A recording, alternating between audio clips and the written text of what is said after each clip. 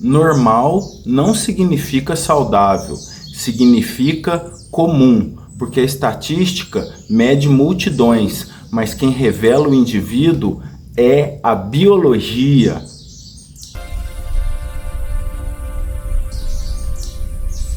Oi, gente do céu, da gente do céu, eu sou o Cadu e te ajudo teu corpo 20 anos mais jovem. Obrigado por estar aqui nesse lugar de gente inteligente. Nesse sentido, seja muito bem-vindo ao canal do Samurai, com esse humilde semblante que vos fala aqui do Matagal, do Instituto Samurai, para o corpo 20 anos mais jovem. Hoje, dia 26 de fevereiro de 2026, antes de falar sobre normal não é saudável, a grande ilusão dos exames de sangue, é dia de treinar peito, é isso que nós vamos começar fazendo, e eu vou escalar o treino da mesma maneira, começar na corda, já esquenta o corpo, põe aquela intensidade, depois a gente faz supino, flexão, desenvolvimento, parada de mão, francês, e empurra a muretinha ali, tenta deixar as pernas para cima, sabe? Empurra a muretinha, tenta esticar os pés ali.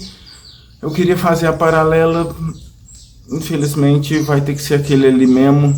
E se der, fecha no tríceps francês ali na mureta também, ali na pilastra, entendeu? Mas vai ser isso. Supino, flexão, desenvolvimento, parada de mão, francês com peso e o L-sit, né? O tuck L-sit ali empurrando a muretinha. Bom, então bora lá pagar a primeira para nós voltar a falar desse assunto que eu gosto muito e que mais uma vez eu te convido a revirar essa internet e ver se você acha alguma coisa parecida com o que nós vamos ver aqui hoje. Bora lá pagar a primeira.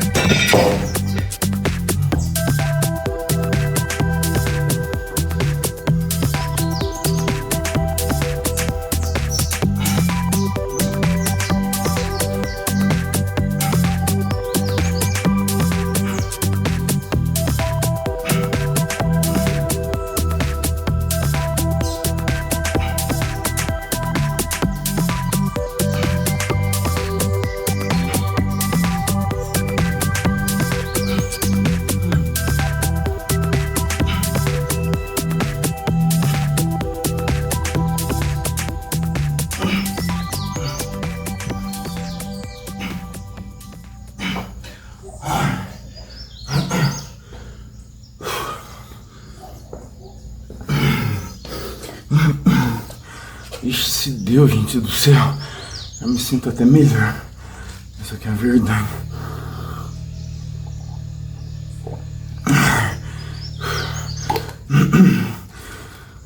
Nossa, treino maravilhoso. Já sinto os tríceps explodindo. Os ombrinhos também.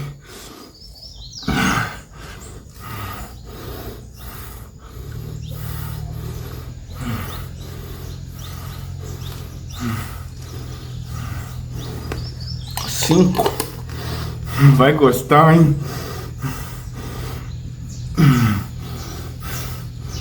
Tá louco, mereço. Aqui tá um calorão danado e um mormaço de noite. Então dormi com o ventilador ligado na cara.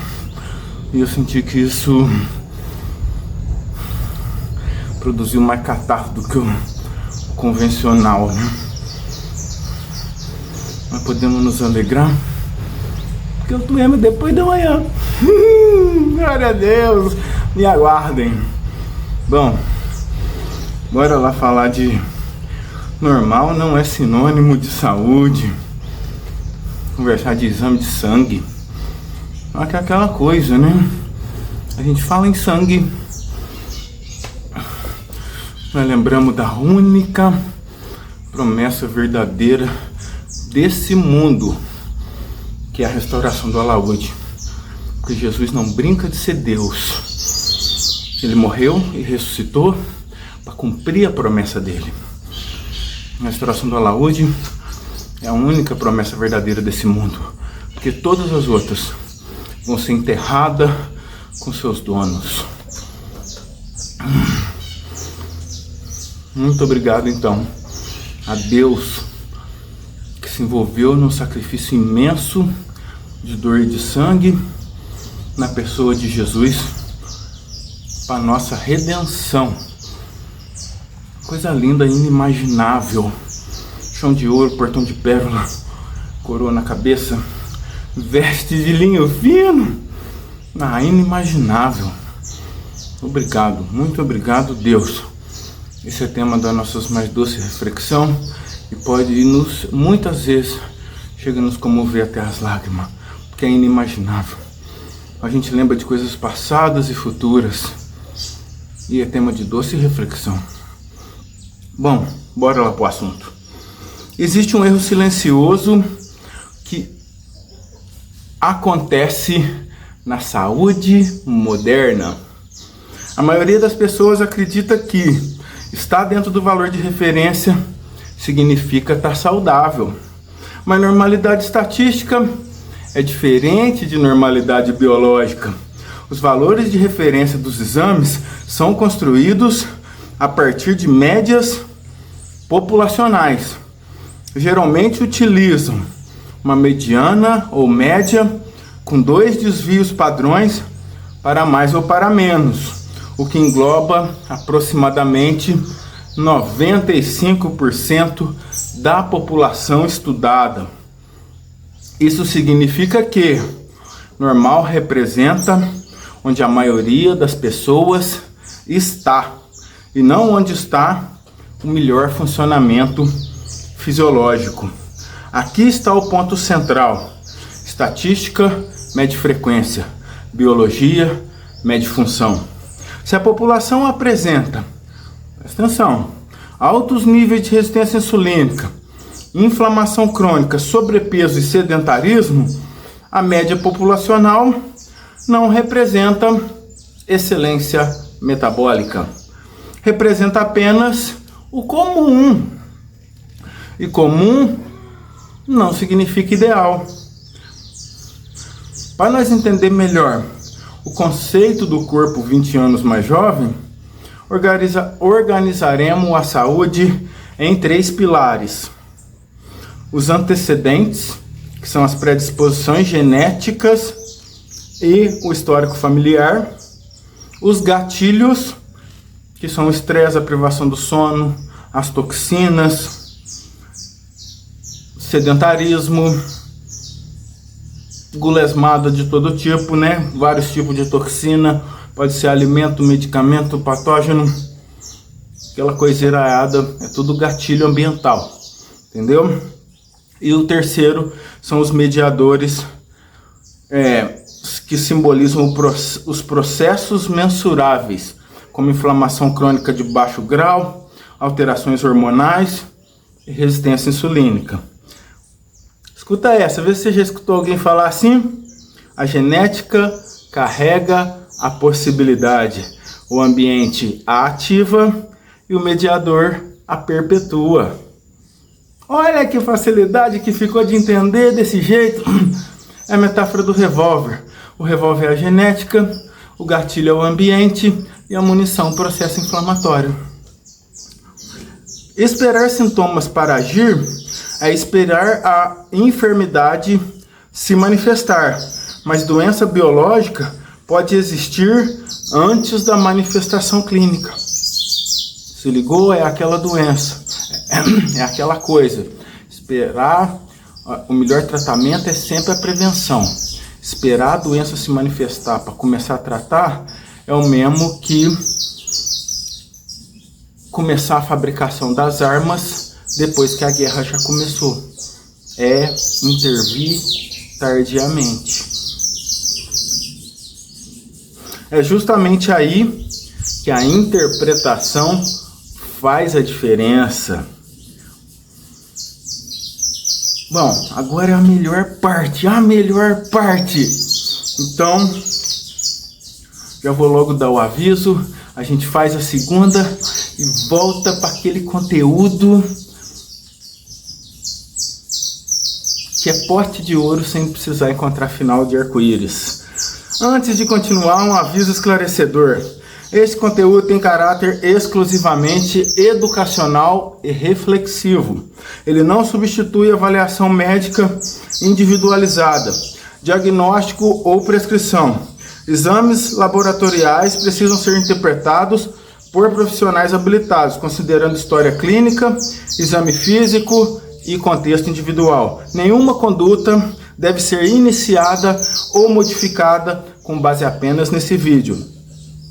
Nosso objetivo aqui é ampliar o entendimento, estimular o pensamento clínico e promover educação em saúde. Bora lá pagar segundo então e a gente volta pro 7.2, entendendo os números sem ser enganado.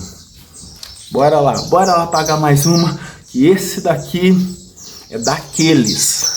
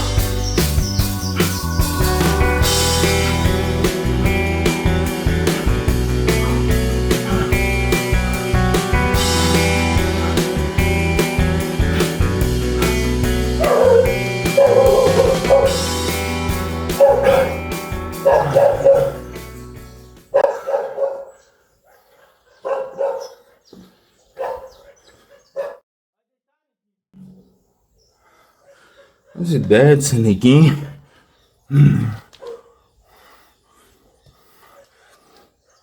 Atrapalhando nós.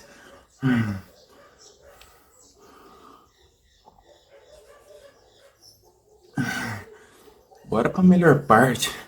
Parte técnica e prática. E tá lançado. Revira a internet. Vê se você acha alguma coisa igual.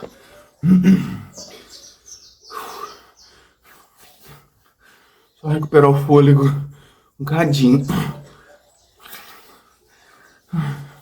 Só um cadinho. Porque o resto a gente recupera falando. Descansa enquanto aprende. Um conteúdo edificante. É só aqui mesmo. É só aqui mesmo. Bora lá. Todo exame possui limitações técnicas, porque nenhum teste é 100% sensível e 100% específico. Sensível? Específico? O que é isso? Quando avaliamos um exame, precisamos compreender 4 possibilidades: verdadeiro positivo, falso positivo, falso negativo e verdadeiro negativo. Né? Esse pode ser o resultado. A qualidade de um teste é medida principalmente por sensibilidade. É a capacidade de detectar quem realmente tem a doença. E especificidade é a capacidade de excluir quem não tem a doença. Presta atenção para pegar o fio da meada. Sensibilidade alta, boa triagem. Especificidade alta, bom para confirmação. O exame, ele sempre tem a sensibilidade e a especificidade. Uma sensibilidade alta é bom para triagem. Uma especificidade alta é bom para confirmação. A acurácia sozinha pode enganar em doenças raras. Porque às vezes você acha que porque o teste é sensível e específico, ele é completamente... Ele é certo. Aquele resultado é sempre certo. Então, a acurácia sozinha, mesmo sendo alta, pode enganar em doenças raras. Vai prestando atenção. Em outras palavras, um teste com alta sensibilidade é ótimo para não deixar doentes passarem despercebidos. Já um teste com especificidade alta é ótimo para não rotular saudáveis como doentes. Mas existe um ponto muito mais importante, o mais importante, a prevalência. A prevalência. Vai escutando e pega o fio da meada. Valor preditivo positivo e valor preditivo negativo dependem diretamente da prevalência da doença na população. Presta atenção para conseguir entender o fio da meada, porque agora é a hora daquele momento de prazer intelectual. Na minha opinião, o auge do vídeo. Na prática clínica real, quem determina o significado do resultado para nós não é a sensibilidade e nem a especificidade isoladamente. É o valor preditivo positivo e o valor preditivo negativo. Vamos organizar isso com precisão técnica. Onde cada conceito entra na prática? Sensibilidade e especificidade são propriedades do teste. Elas dizem, esse teste é bom em detectar doença? Esse teste é bom em excluir doença? Mas atenção, elas não nos dizem diretamente qual a chance de estarmos doentes, porque elas avaliam o desempenho do exame e não o significado do resultado individual. Já o VPP e o VPN, esses sim respondem à pergunta que queremos saber. Com esse resultado positivo, qual a chance real de ter a doença? Ou com esse resultado negativo, qual a chance real de eu estar saudável? Isso é prática clínica pura. Isso é a prática. E por que é tão importante? Porque o valor preditivo depende da prevalência. Em doenças raras, se liga, mesmo testes bons geram muitos falsos positivos, porque o VPP despenca. Recebe um resultado positivo que estatisticamente tem grande chance de ser falso. Ou seja, o exame pode ser tecnicamente bom, mas o resultado individual pode ter baixa confiabilidade preditiva. Vai escutando. Esse é o ponto sofisticado, porque, novamente, em doenças raras, mesmo testes com boa especificidade podem gerar mais falsos positivos do que verdadeiros positivos. Isso não é falha do teste, é matemática, porque 20 anos mais jovem é mais do que corpinho bonito, é muita cuca no lance e raciocínio lógico matemático. Por isso a interpretação nunca deve ser isolada, porque números sem contextos podem gerar medo ou até mesmo falsa segurança. Agora o exemplo didático da doença rara. Se liga. Imagina que a prevalência de uma doença é 1 para 600. Ou seja, 1 em cada 600 naquela população tem a doença. Então a prevalência, vamos imaginar, a prevalência de uma doença rara é 1 para 600 numa determinada população. Então, esse teste possui 100% de sensibilidade e 90% de especificidade. Ele deu positivo para essa doença rara. Qual que é a chance de realmente ter a doença? Em 600 pessoas, uma terá a doença detectada. Um é doente. 599 não tem doença.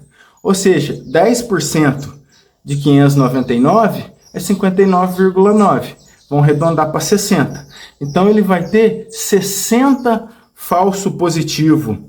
E o resultado, um verdadeiro positivo para 60 falso positivo. Logo, apenas um em cada 61 testes positivos realmente representa a doença. Isso não significa que o teste é inútil, entendeu? Mas que ele deve ser interpretado dentro do contexto clínico e epidemiológico. Em resumo, sensibilidade e especificidade medem o desempenho do teste, mas quem nos diz a verdade é o valor preditivo, porque ele considera a prevalência e calcula a chance real daquele resultado estar correto. Se você pegar um exame, falar um pouquinho fora do script aqui agora, se você pegar um exame para uma doença rara e ele der positivo, antes de arrancar os cabelos, chorar, pensar em suicidar, repete o teste. Repete o teste.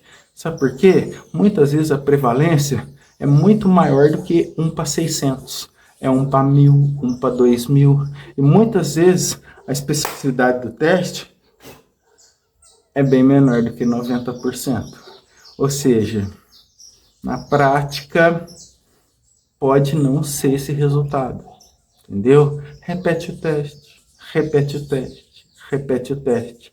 Se um deles der negativo, podemos nos alegrar. Entendeu? Como eu tô falando fora do script, vamos voltar pro contexto. E olha se alguém já te explicou isso, gente do céu. Eu te convido a revirar essa internet e vamos seguir, que ainda tem muito pela frente. Agora vamos entrar no conceito de otimização biológica. Definir valores de referência em quartis é uma ferramenta didática para enxergar o posicionamento dentro do intervalo. Mas atenção, atenção! Quartil não substitui diretriz clínica. É um instrumento de raciocínio preventivo. Se ligou nessa? O ponto central não é forçar todos, ao quartil ideal. É compreender que existe diferença entre sobreviver metabolicamente e performar biologicamente. Esperar sair da normalidade estatística para agir é muitas vezes agir tarde demais. A interpretação estatística responde: você está dentro da curva? Mas a interpretação biológica pergunta: seu corpo está funcionando no melhor potencial possível? Se almejamos um corpo 20 anos mais jovem, precisamos, de fato, reduzir a inflamação crônica. Isso é, melhorar a sensibilidade à insulina.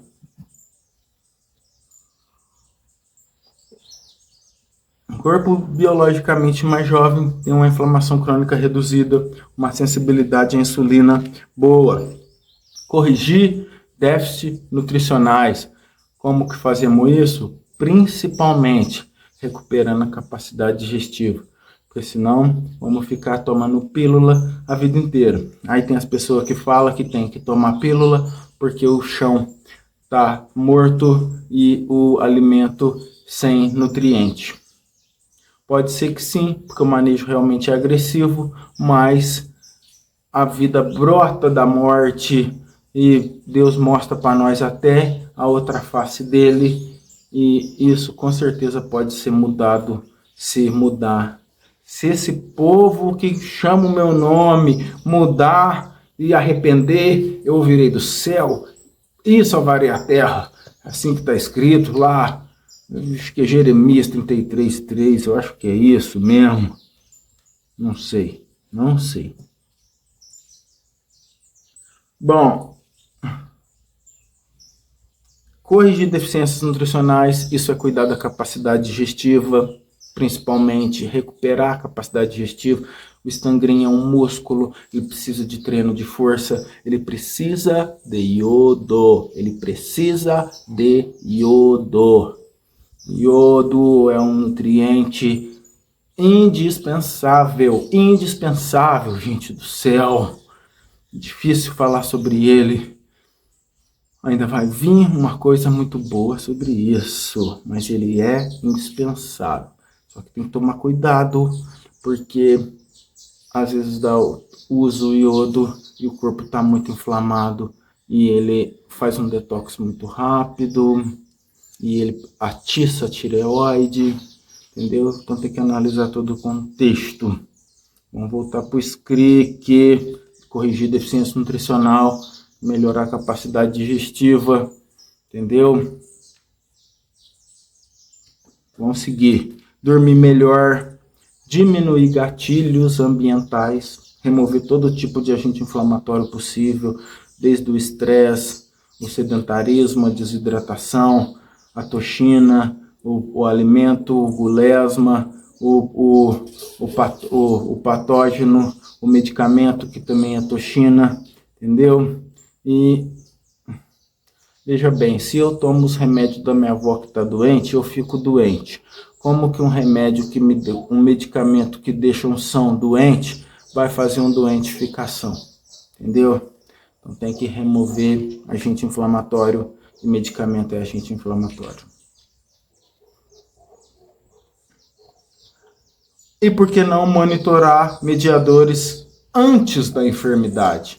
Qual que é a diferença entre doença e enfermidade? Enfermidade é a consequência da doença. Muitas pessoas estão doentes, mas ainda não estão enfermos.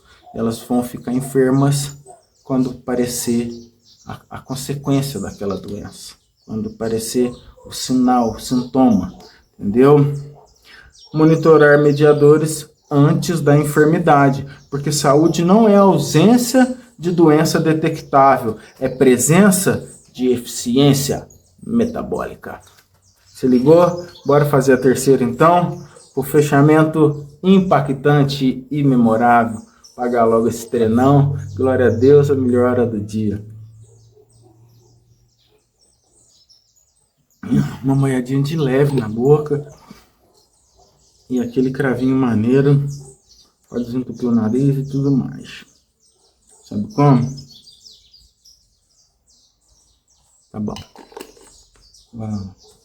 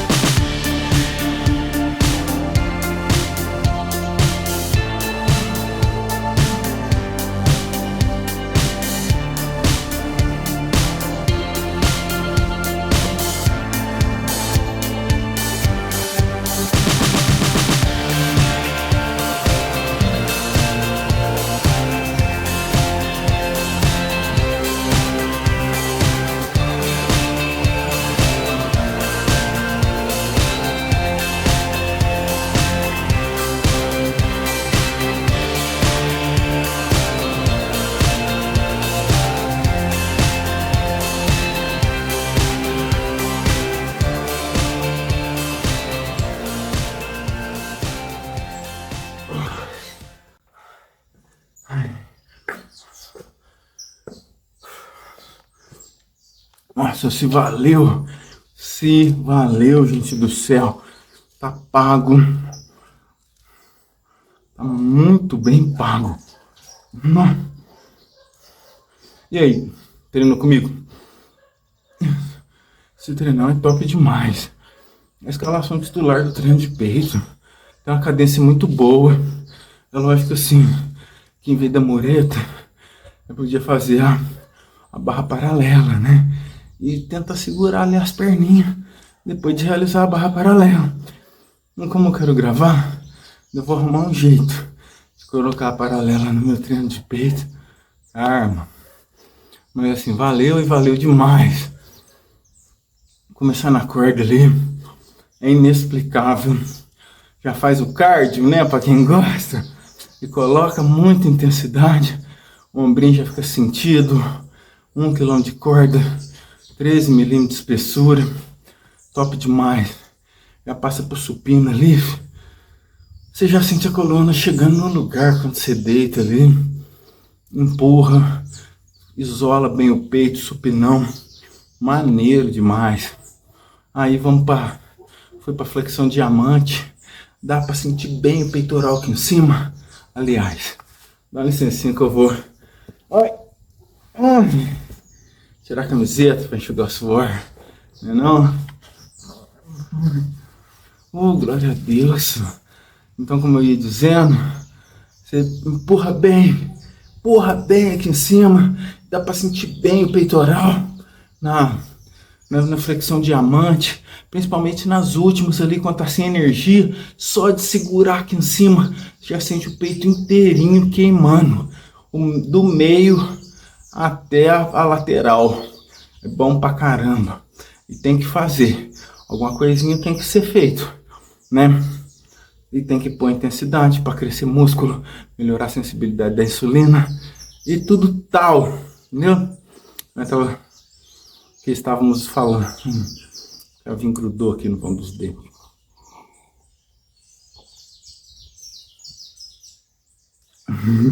Vamos seguir, gente do céu. Aí, na sequência do desenvolvimento, já tá com o ombro exigido, porque fez o supino e a flexão, vai pro desenvolvimento ali, o que também é assim, exige bastante. Depois a parada de mão, ficar de cabeça para baixo é aquela coisa, você sente a coluna entrando no lugar, é bom demais.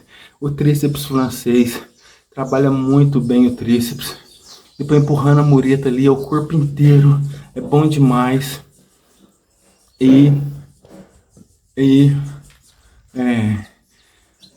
Fecha o set ali onde der, e bom para mais de metro.